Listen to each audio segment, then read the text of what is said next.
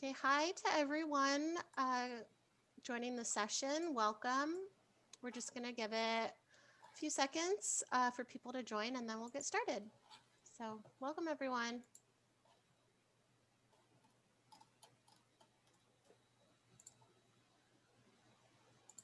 Hi to everyone that's joining. Just going to give it a couple more seconds.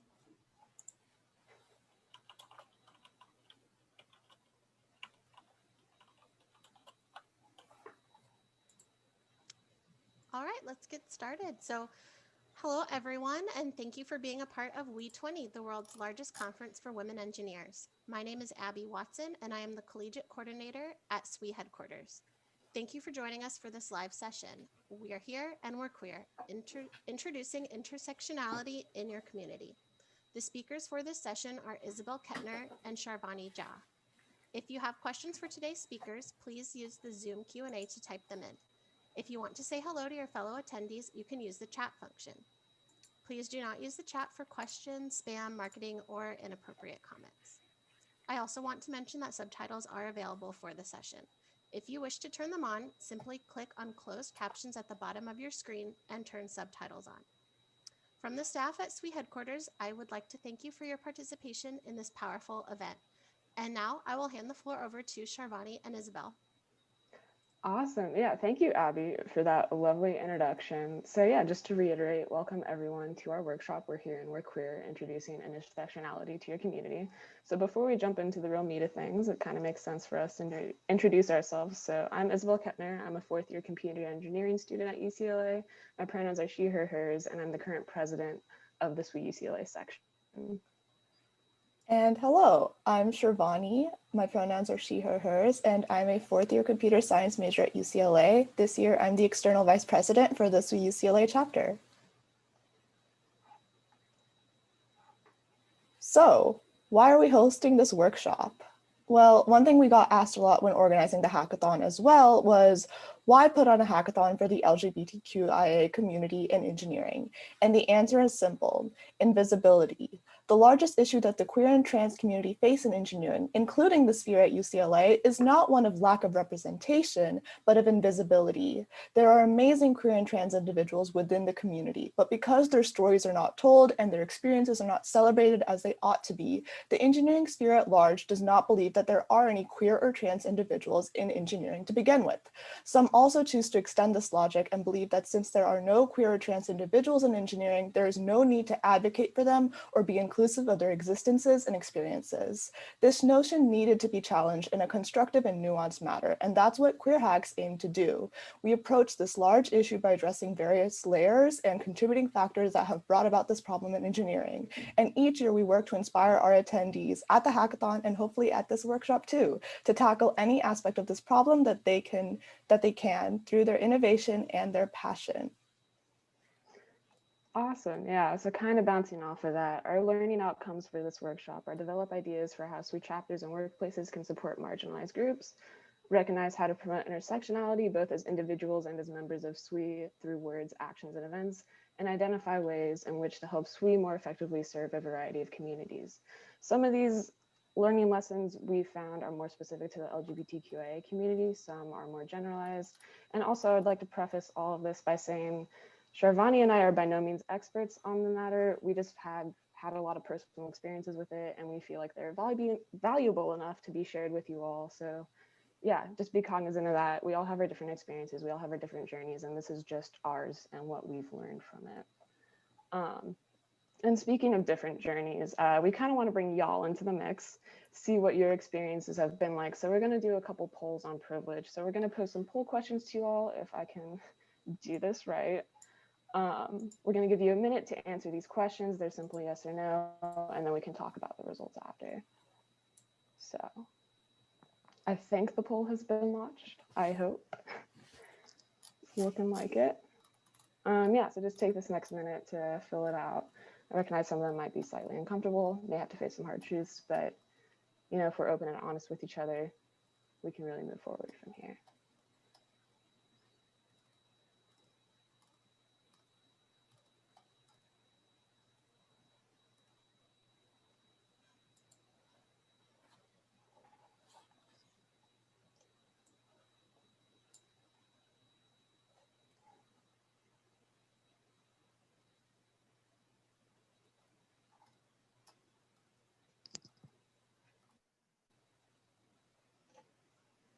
Cool. So we're seeing about solid 75% of you have voted so far. Doing great. Yeah, so we'll give it another 15 seconds maybe to get all the responses in, and then we can kind of go over them.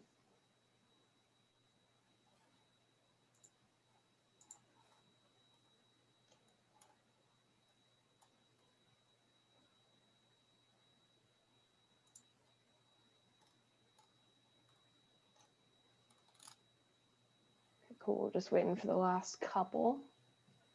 Yeah, and to bounce off the chat, you have to answer all the questions first before you submit. Sorry that there was some confusion there.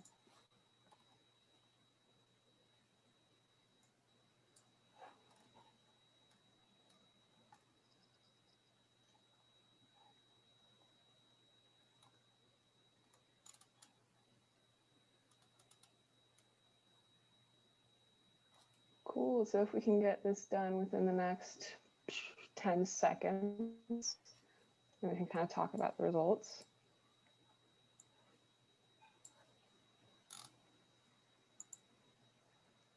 Okay, so I'm going to end polling right now. I apologize to the few of you that have yet to finish. But cool, so we can kind of see, okay, let me share results. Are you guys able to see the poll results? Potentially? Yes, no, maybe so. Yes. Perfect. Okay, so we can kind of see that all of us, at least to some degree, have some sort of buy-in on this. Well, it's awful that like you or someone you know has experienced gender discrimination or been discriminated against in a professional or workplace environment. You know, this just goes to show that the issues we're talking about, you know, they're real, they exist, and they affect pretty much all of us in this Zoom. You know, so now that we know that we have all of these shared experiences, we can kind of come together and analyze, you know, how we can fix them for ourselves, or not only for ourselves, but for everyone around us. Because, you know, the big goal of this is just to make your community a better and safer place. Sharvani, anything you want to add on top of that? Yeah, no, it's always good to know that others are in the same boat as you and they understand where you're coming from, which is very much the case in this Zoom. And solidarity is a huge, huge part of moving any fight for equal rights or justice forward, which means that we're all in a place of empathy and compassion here. So we are very well equipped to do that. So this was nice to see, to know that we're not alone. Awesome. So I'll stop sharing the results. Okay, hopefully they disappeared for y'all. And then kind of move on to what even is QWER Hacks. We've mentioned it a little bit. It's spelled kind of weird. So let's kind of jump into what it is and what we did. So QWER Hacks is one of the first LGBTQIA hackathons in the country and the first ever LGBTQIA hackathon on Major League Hacking's roster. For all of you in the hack community, you know that's kind of a big deal. And our main goal was we aim to increase visibility and celebrate the queer and trans community in STEM.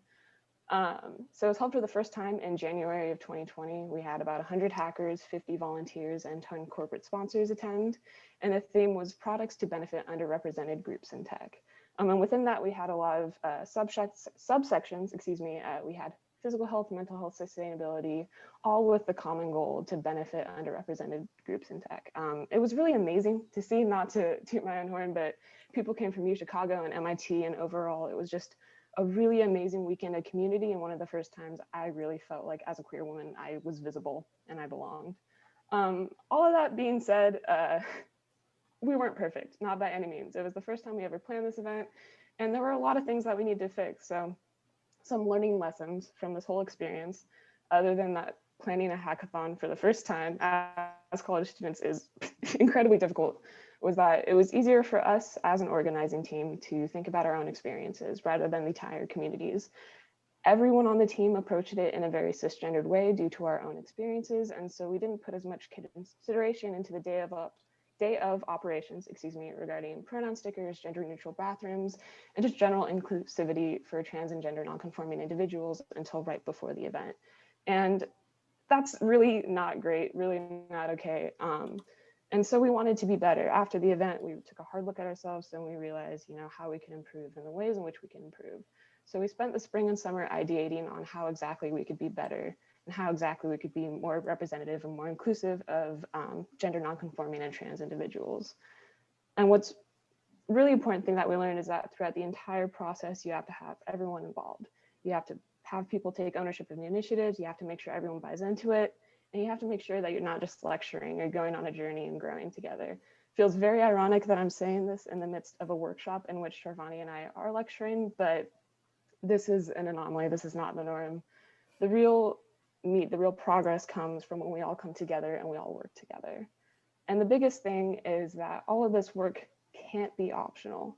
People's identities are not optional. They live with the bias, the microaggressions, and the discrimination every day. And as such, we can't opt out of that in any way. Just because some of us may be privileged enough to be able to opt out of this struggle, we should not and we cannot, because these other individuals can. And so we have to go through that journey with them together.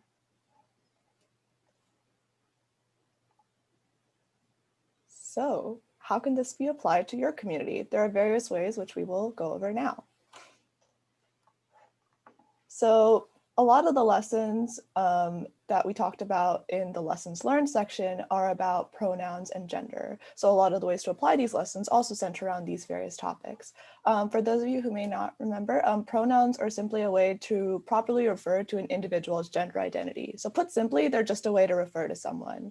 And normalizing the use of pronouns when introducing yourself and on social media greatly helps validate the identities of everyone in the space. Furthermore, it's a really nice courtesy when one isn't sure how to refer to someone else. For example, when people first meet me, my name is Sharvani, in case you didn't catch it, they often aren't sure what my gender is because Sharvani isn't a really common name in Western culture, so it's kind of a toss-up, and people aren't really sure how to refer to me. So me introducing myself to my pronouns at the beginning of a conversation, she, her, hers, allows those in the same spaces as me to properly refer to me, which is the whole point of pronouns, and thus it makes the situation more comfortable and easy for everyone. Do note that you only need to include your pronouns if you're comfortable, and that people's pronouns can change depending on the environment you're interacting with them in. So be as mindful of that as you can so that everyone feels welcome in the conversation at all times. And finally, it's just a really great show of allyship. One thing to note when you're asking for people's pronouns, please avoid saying preferred pronouns if you can, because they're a way to refer to someone's identity, and respecting someone's identity isn't an optional task. It's kind of a microaggression and can be seen as such. And respecting people's pronouns is just a core decency of, good old human interaction. And then finally, it's always important to remember that a little does go a long way. Non-binary and trans folks can feel like outsiders simply by existing every single day. And a lot of infrastructures and just, daily life things reinforce the gender binary again and again and again. That can really sting. Imagine getting like 1,000 mosquito bites per day. If people work to reduce the number of mosquito bites and thus the stings someone feels every single day, it can really help. And more importantly, over time, it can start to add up and make the world a better place for trans and non-binary individuals, which is what we love to see. So this other action item is a little more abstract, but we'll try and go over as best as we can. So to start off, to know, it's always great to act reactively. Thanks, Mom. Taking actions to mitigate harms that are being propagated throughout society is an important step to creating a more just, safe, and welcoming world for all individuals. However, there's another ideal that I believe SWE is uniquely capable of rising to meet due to its strong roots in creating a supportive community, which is being proactive. Before negative events happen, one can try and notice where systems are failing and put in preemptive work to stop any harm from propagating and hurting individuals in the first place. However, this isn't always easy. Often finding where things may be going wrong requires a lot of education on various topics, such as racism, sexism, classism, or more. But the root of this education comes down to asking two main questions, which is one, how does a certain action of mine or my organization harm certain groups? And second, how could it potentially be helping them? And if you work towards answering those big questions for even just 1 or 2 points, it will add up. But really, education and trying to understand what the problem space is in the first place is a really important first step, and it will go a long way. But on the flip side of that, you could have all the education in the world, and that's amazing. But if you don't take if you don't take action based on that education, it makes it kind of moot. You could be educated on sexism and racism and homophobia, but if you don't take active steps to improve the conditions for those affected by it in your community, it kind of is pointless. And so we're here to help you make actionable change. Also, I just want to point out in the chat before I forget, Willow said that if you don't know someone's pronouns, you just default to they, them. That's a really amazing practice. My manager actually did that with me before I joined my team. And it was just really amazing to have someone so cognizant of that. But yeah, going back to actionable change, you know, as individuals who help create and maintain impactful communities in SWE, you all really have the power to spark momentous change in your respective spaces, whether that's, you know, academic in your SWE chapter, professional at work, or even in a social setting.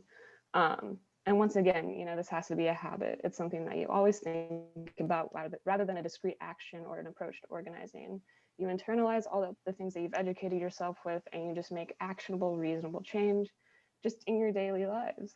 And it's also important to realize, you know, top-down efforts are great, but everyone, especially during implementation, needs to buy into this to have the most impact.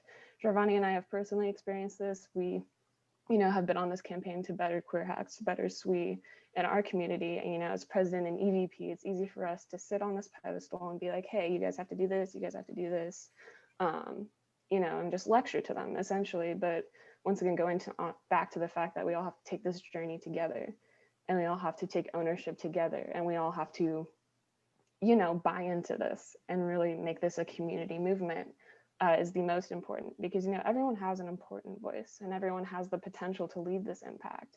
And so we as leaders in our SWE community need to work towards helping your community members recognize that, because, you know, once we buy into this together, it'll be amazing.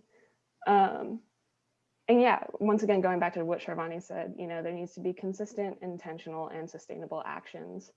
It's amazing to have one-off events like QWER Hacks. You know, like, I love that event. It's my baby, it's my kid.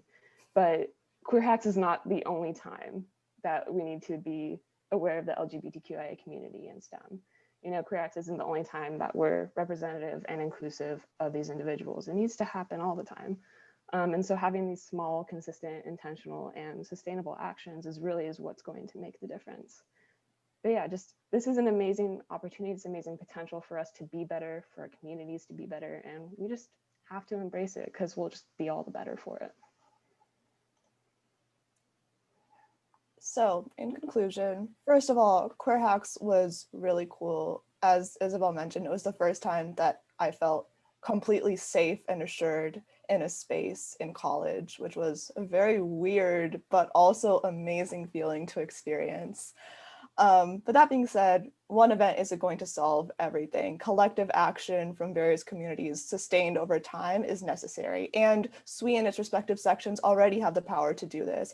Every year, every day, every week, SWE chapters in professional and academic spaces are working so hard to improve the lives of individuals in their community. And this is a next great step for all of them to take on. Yeah, exactly. And I think, yeah, I hope at least most of us are fans of the musical Hamilton in this chat. And so, like Lin-Manuel Miranda's interpretation of Hamilton, this is not a moment, it's a movement. And we really just have to seize that and recognize the power that we have to change and help grow our communities. And finally, we do it for the girls, gays, and the theys, and that is it. But yeah, thank you all for listening to us talk. I recognize we kind of blazed through this. I think it's a combination of nerves and also just we wanted more time to interact with y'all. But before we do that, take the WE20 survey. Abby, if you want to talk about it. So thank you so much, Isabel and Sharvani, for that amazing presentation. We can begin the Q&A portion now, but we actually don't have any questions yet. So I encourage everyone to submit questions because I know Isabel and Sharvani are happy to answer them, and they're here. We actually just got one. Who's the artist of the dogs? Sharps, you found. Yes, it was linked in the presentation, but I can also send the link in the chat. So I actually made a Tumblr for QWER Hacks to find cool fan art and artists to, like, you know, support, because supporting queer and trans artists and just queer and trans creators is a great way to also just support the community. So here is the link to their Redbubble in the chat. They have very cute stuff, including these dogs. Beautiful. Okay, we're getting some more questions coming in. So, another question. What was your favorite project at the hackathon? Oh, that's a good one. I think there was one, I will have to say, by the end of the hackathon, I was a shell of a human just from running around and making sure everything was going okay. So when it came time for project presentations, I was like, but I do remember this one regarding mental health, especially in online spaces and LGBTQIA spaces, that I think was really awesome. I forget who did that project, but yeah, I think that one, it was just because, mental health in the LGBTQA community, especially, like, generally not great. Um, so having a products that target that, especially in an engineering community where mental health can be kind of stigmatized, I think was super awesome. Sharvani, I don't know if you have any others that you're super stoked on. I was really excited about one that aimed to promote LGBTQIA films and shows in general. So like LGBTQIA representation in media. As some of you may know, that's been a very contentious topic, which apparently got sparked again last night thanks to Supernatural of all things. But like it's sometimes really hard to scroll through Netflix and see your stories being represented on what's being promoted on the homepage. So seeing something that's dedicated to, something that really defined my youth, which was trying to understand myself through LGBTQIA like media representation, was really, really cool to see. And it was a nice blend of the humanities and STEM, which is also fantastic to see at hackathons. Nice. Okay, we have another question about the hackathon. What were some of the specifics you wish you had considered for the first hackathon? I heard you mention gender neutral bathrooms and pronoun stickers. Any other specifics? I can go first, Sharvani. I think, we were kind of just focused on getting speakers and getting sponsors and just kind of, making sure that we had the infrastructure in place to be able to hold the event. So we kind of did that without any consideration on, the speakers that we were bringing in. They are obviously all great speakers, but it also happened that they were all white and cis, which generally isn't representative of the community at all. And granted, they were like amazing speakers. We love to see them. We would love some more gender and racial diversity when it comes to that, just to be more reflective of the community. Same with our sponsors. We love the fact that they supported our event, but some of them don't necessarily have missions that align with what we were trying to do. Yeah, Sharvani, do you have anything else? Yeah, I think I really would have liked to see more LGBTQIA technical mentors because, at least personally, all the mentorship that I've received from my fellow LGBTQIA folks have received has been from people who don't really understand our experiences, especially when we start talking about the importance of, eradicating bias in tech. Like we have a very personal tie into that. So I would like to see people to have the chance to interact with, mentors who can relate to their experiences and provide not only, how do I fix this in React, but also, hey, here's how I navigated pronouns when I got to my workspace, really providing that level of mentorship that sometimes allies aren't able to. But yeah, to reiterate, the sponsors did a great job, but we would love to see, just more representative mentors for this year and the years coming. And we're working very hard to try and achieve that right now. Yeah, and I don't know if you saw in the chat, but Rithika, one of our lovely collaborators and co-organizers, actually dropped a link so that you could become a mentor or collaborator in whatever space that you want. So if you're interested, fill that out. We'd love to have you on board. Not us just turning this into a shameless plug, but yeah, hit that tiny URL in the chat. Rithika's doing the most. We love to see it.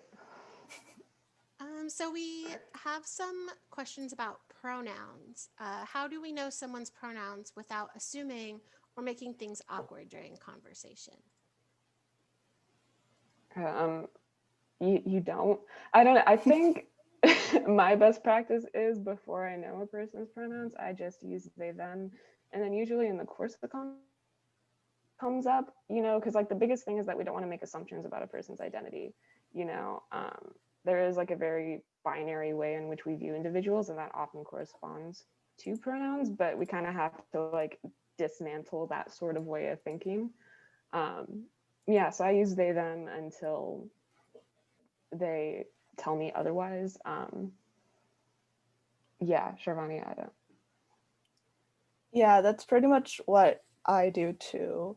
I will say in some spaces, like when I'm in like spaces that are dedicated to the LGBTQIA community, like I feel much more comfortable just asking people like, oh, like sometimes like, oh, what are your pronouns? But like in general, especially in the workplace and stuff, I kind of just use they until someone says something that like indicates otherwise or explicitly says like, well, as a woman or something like that.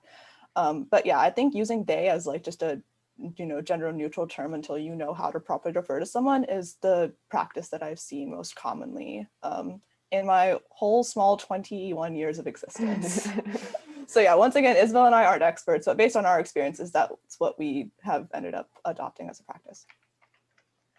Okay, and then is it okay to only include the one pronoun when announcing yourself, or is it more proper to include all three variations? So, as in she, her, hers.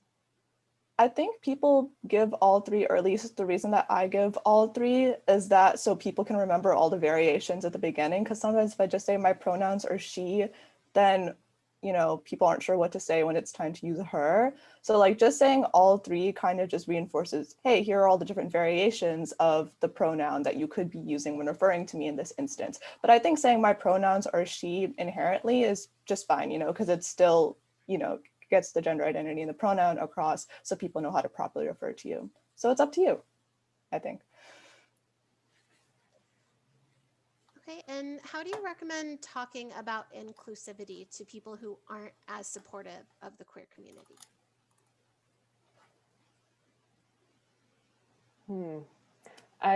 That's an interesting question, I think, especially now, given the polarizing nature of this election.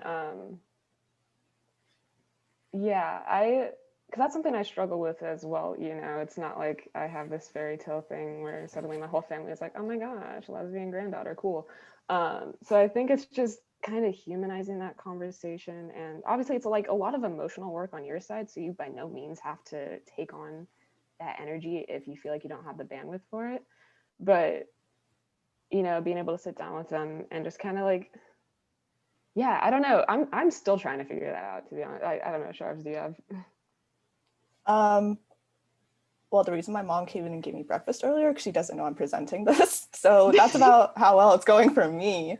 But besides that, I have tried to do this a little bit at school. And the main thing that I've tried to do is bring it back to the fact, like, these people are human and like they have feelings and they don't deserve to feel bad just for existing. So like giving them the space to let them live and breathe and exist, like, is that a lot to ask for? So kind of just like starting from that baseline of like everyone is human and deserves human rights, and putting like not being supportive of them like really does hurt, like in terms of that's why the Trevor Project exists and things like that. So that's like the baseline that I start from. But one thing I do want to reiterate is like having those conversations with people that aren't as supportive like should never come at the expense of your mental health or like your stability or like your situation, because you should always take care of yourself first before trying to like engage in those discussions. But I think starting at that baseline and trying to work your way up is what has like semi worked well for me so far. But it's definitely a hard question to like figure out. And I think that's something that all of my fellow friends in the community are still working on finding the best answer to.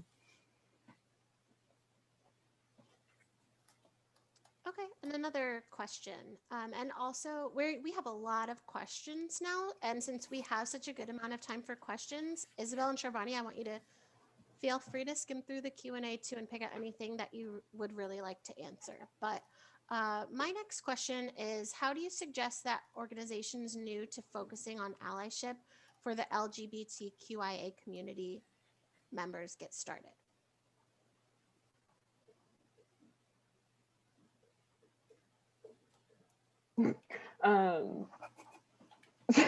Not both of us, just thinking.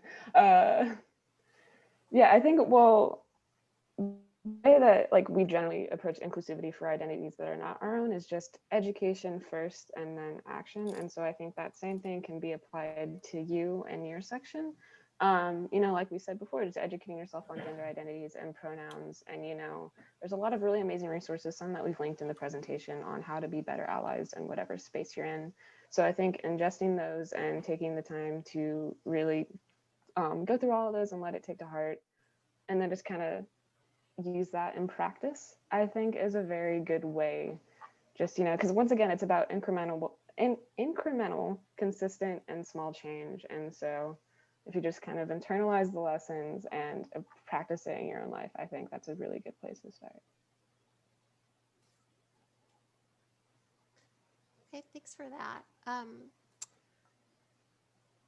Let's see. How about, can you recommend some good documentaries or movies from an educational perspective?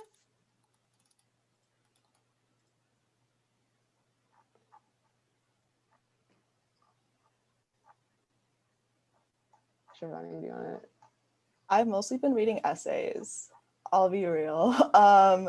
So my friend took an LGBTQIA studies class at UCLA, and they were sending me various articles. So that's actually how I got the majority of my information, was reading essays from well-established people in the field. This might be kind of a cliche answer, but but one of the resources that actually really opened up my eyes to just understanding why solidarity between movements in general is really important, and thus it helped me light fire under my butt as to why it's important for SWE-UCLA to be supportive of the LGBTQIA community, was Kimberly Crenshaw's talk on intersectionality. She gave a TED talk on it, and that really opened my eyes to the importance of recognizing everyone's experiences, because otherwise, I guess a quick TLDR, rules in various systems came together such that they would stop Black women from doing things, but only in that unique combination of identities was that discrimination faced. And thus that showed me the importance of recognizing everyone's experiences. And then due to the fact that I was already kind of involved with the LGBTQIA community at UCLA, that made me even more inspired to try and get SWE more on board with supporting queer and trans folks in engineering. But I can't really name any movies or documentaries, unfortunately, because I do be reading a little too much. There's been some great ones in the chat. Yeah, I was just gonna say that. Looks like people are adding them to the chat. So collective learning and community at our workshop. I could not be happier. What? We love to see it. I need to get this entire transcription. And so can you talk a little bit about the future of QWER Hacks? What are plans for QWER Hacks 2021? Will there be more hacking events? Do you see it expanding? Oh my.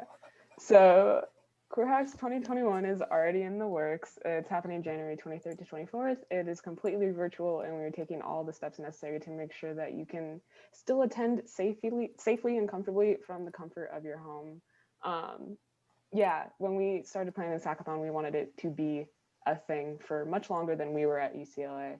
And so, yeah, we're working with some amazing individuals, some of them who are even in this call, just to keep it going and keep it. But yeah, January 2021, we're here, we're queer, it's happening again. I'm so stoked. Also, bonus, this year we are especially trying to make sure that we iterate on the learning lessons we got last year. So that's where a lot of our energy has been going into making sure that we get speakers that are representative of everyone's experiences, make sure that we're inclusive of trans and non-binary folks, not right before the hackathon this time. And obviously we still have a long ways to go and a lot of education to do, but we do hope that with each year, QWER Hacks never stays stagnant. It never does the same thing 2 years in a row. There always needs to be some growth, some expansion, some increase in inclusivity, and just how well people feel after attending our hackathon. As for expanding it beyond that, I think 2 QWER Hacks in 1 year would be a little too much for my brain to comprehend. So I can't answer anything about expansion, but it would be nice to just see this event impact more people at a larger scale, obviously. Yeah, we can't do 2, man. But yes, growth, sustained growth is the real goal here. Yeah. So the next question I want to bring up is, in our SWE sections, many people assume that all of the members are women, which is often not true. This impacts how speakers talk to our sections. How can we ensure that our communities are welcoming to all genders and correct these assumptions from speakers politely? Oof, yeah, no, we, our section has actually kind of been trying to navigate that as well, not only from the speaker side, but just from the students in general, because, you know, I, as president, I've made it my mission to make sure it's inclusive of all identities and all genders. But a lot of times, you know, on campus it's like, oh, can only women attend that event? And I'm like, oh, there's so many things wrong with that statement. Please stop. But yeah, so I think it comes from just like your club branding in general. We've tried really hard this year to make sure that like our thing is like all genders and all majors. And that includes like us introducing ourselves with pronouns and, you know, all the tiny little things that add up. Granted, it's not fixed. It's still tough to navigate. We're still trying to pull this best. But yeah, kind of like the branding side of things is a good step for us. Sharvani, I don't know if you have anything else to add. Yeah, I will say that's something that I personally have had to like try and navigate, because I kept inviting one of my friends to SWE events, and then they finally texted me and said, I'm not a woman, so it kind of hurts to see you keep inviting me to these events, even though SWE events are open to everyone. Our name just, you know, gave off like the impression that we weren't. So yeah, just a second Isabel's point, like changing the language that you use is similar to like when you start introducing yourself with pronouns. Like, yes, it makes things easier for everyone to navigate for the gender identity space, but it's also a great show of allyship. So it like lets people know, hey, this is a space where like your gender identity will be validated and things like that. As for speakers, I think one thing to do is try and brief speakers beforehand if you can, like get them on a call or email them and say, hey, we have people with various gender identities, and like, you know, it's really important that we try not to assume that everyone here is a woman, because that can be really invalidating to some who are still going to have a very difficult time, you know, feeling represented in engineering. So that's the best thing that I can think of. Of course, whether they follow your advice or not is like not in your control, but at least like trying to let them know that this is something you should be considerate of is a good first step, and then working from there. And someone asked if we can mention the SWE LGBTQ plus and ally affinity group. Are you all involved with that group, or can you speak to that? I am kind of. Yeah, I'm definitely not the person to speak out about it. But I do see like the stuff posted in the Facebook group and stuff. And apparently the meetup is tomorrow. So if you check the schedule for that, come through. It'll be a great time, I'm sure. And if anyone else who is far more suited to answer this question wants to drop more information in the chat, that'd be great. Yeah, I will say we were very focused on just trying to establish things at UCLA, because that was a whole journey and a half in and of itself. But definitely like bringing this energy to the rest of SWE is like a fantastic next step in utilizing the SWE National Connection Slack that we have set up to try and see who else be interested in going on this journey of education and growth together. But yeah, that's like a really good point. Like, it can't just happen at UCLA, it needs to happen at other sections. So utilizing SWE's connections and already set up organizations for that is like an excellent thing. So I will see you all tomorrow, hopefully at the LGBTQIA affinity group. Okay, and someone said, I noticed that my director at work is one of the only people in my reporting chain who hasn't identified their pronouns in our directory system. I think it would be important for leaders in my organization to do that, but you also mentioned that it's also someone's right to not identify their pronouns. I'm guessing this person hasn't identified them because of a lack of knowledge rather than the latter. What do you think the best way is to talk to leaders in a group about the importance of normalizing pronouns?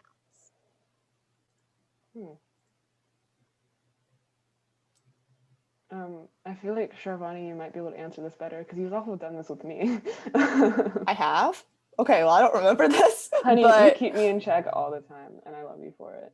Oh, okay. I think what I started doing was just introducing myself with pronouns, and then people would pick up on it and say, hey, what you doing? And then I would just explain. And also I will say the fact that my name is not recognizable by Western culture is a really good selling point to some people. So that's also a point you could try bringing up, that it's like at its base, it's just common courtesy and decency.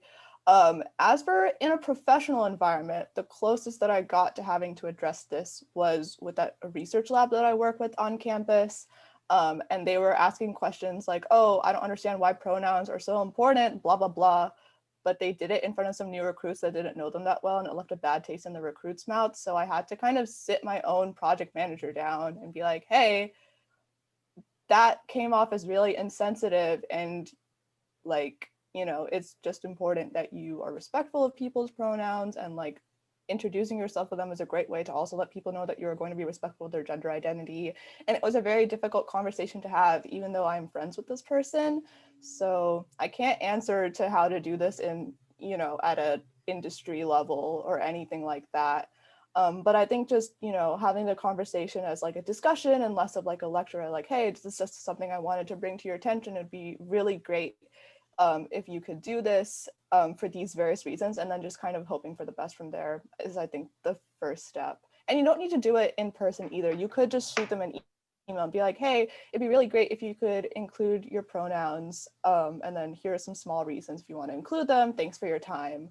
Like if I had to ask my manager for my industry internship over the summer, I think that's what I would try to do. But I definitely understand that it's a hard thing to try and bring up, and it can feel really scary. Like I was definitely shaking when I had to try and talk to my PM about that. But it is also a step that is very important to take to make sure everyone feels welcome in spaces. So I commend you for like noticing that and trying to bring it up. Yeah, and I think also while we were answering this, the chat had some really good nuggets. Yeah, because you know, if you are in the LGBTQIA community, it is not your responsibility to educate others, not by any means. And so this is definitely where allyship is super important, and for allies to be able to show up and show out. And yeah, just like including pronouns and email signatures and stuff. Yeah, there's some really good nuggets here. So if you read through the chat, I think that also helps. Okay, and then we only have a few minutes left. Some people have asked for some links, so I want to see if we could add those quickly if you have them available. Someone asked for the Tumblr URL that you mentioned earlier. I got you. Someone else asked for the Instagram because they want to preach this to the whole entire universe. Aw. Yeah, we love that. Yeah, Sharp is just gonna come out of the cat with all that. Yeah, so be on the lookout. Applications will actually be live soon-ish. I will not give a specific timeline, but keep an eye out if you want to hack. It's coming soon. And then let's take one last question. Maybe this will be good to leave off on. I know, Isabel, you had mentioned earlier that it made you feel really good and welcome when I think it was your manager used they, them pronouns. So someone asked, what is the best thing a manager or professor did for you that made you feel included? Do you have any other anecdotes to share? Yeah. That was really, I think it just stuck out to me so much because it was really one of the only times that has happened. But like for context, my manager, Brian, before I had introduced myself with my pronouns, he used they, them pronouns to refer to me. And I was like, oh my God, a straight white man not assuming my gender? What is this?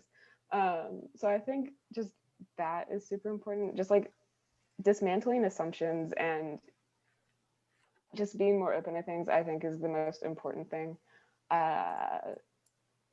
Yeah, that's really just been the one and only time I felt very supported by managers or professors, which that's fine. But I think just like that, being cognizant of everyone else's identities, and by extension, you know, not assuming their gender, not assuming their pronouns, I think is like one of the biggest things for me. I don't know, Sharvani, if you have anything else to add.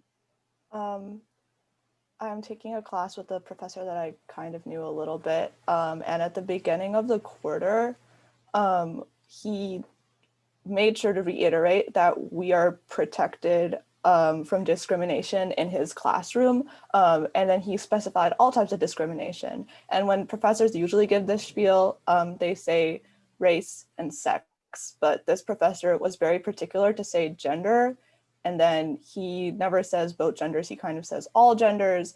And that just made me feel very, very happy because like that is the one professor that I know if I come to him with something to say about the topic of pronouns or being respectful of gender identity, he will listen.